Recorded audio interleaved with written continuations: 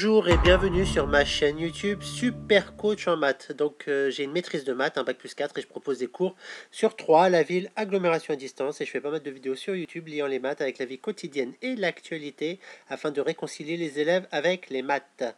Et je propose 30 minutes gratuites pour essayer avec moi à distance. Deuxièmement, je peux filmer le cours et l'envoyer aux parents s'ils veulent voir comment ça s'est passé, et l'enfant peut réviser et se concentrer sur ses lacunes afin de progresser en maths. Et troisièmement, je peux sortir même après le confinement. Et oui, donc comme je suis auto-entrepreneur, je remplis l'attestation, je sors. Et oui, donc voilà. Et donc également, je suis sur Snapchat, sur Facebook.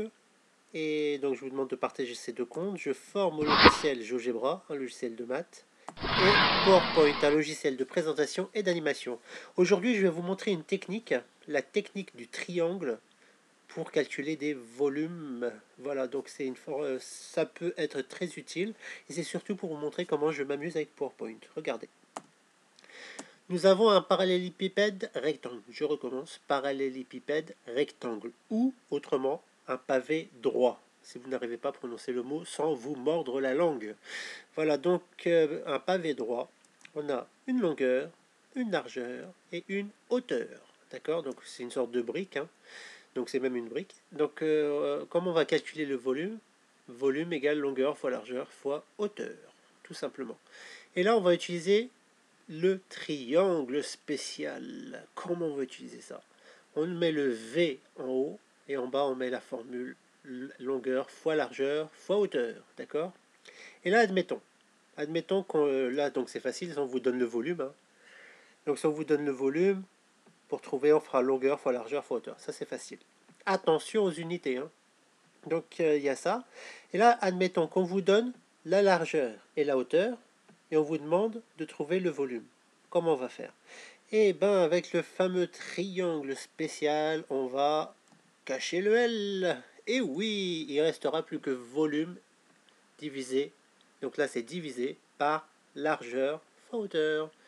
Donc si on veut la longueur, on va faire volume divisé par largeur fois hauteur. Et vous aurez compris, si on voulait la largeur, si on vous demande la largeur et vous connaissez déjà le volume, la longueur et la hauteur, il va falloir faire quoi?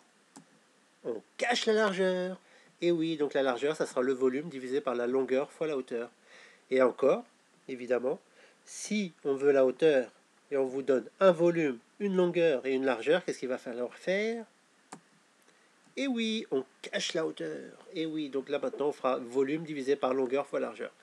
Et voilà, donc c'est une petite astuce pour manipuler la formule volume égale longueur fois largeur fois hauteur. Donc ça c'est pour le pavé droit. Et évidemment nous avons la même chose avec la surface, hein, d'un triangle, d'un rectangle, longueur fois largeur. Donc on met le S en haut et on met longueur fois largeur. Si on veut la longueur, on la cache. Et si on veut la largeur, on la cache. Et pareil avec la formule, la distance c'est la vitesse fois le temps.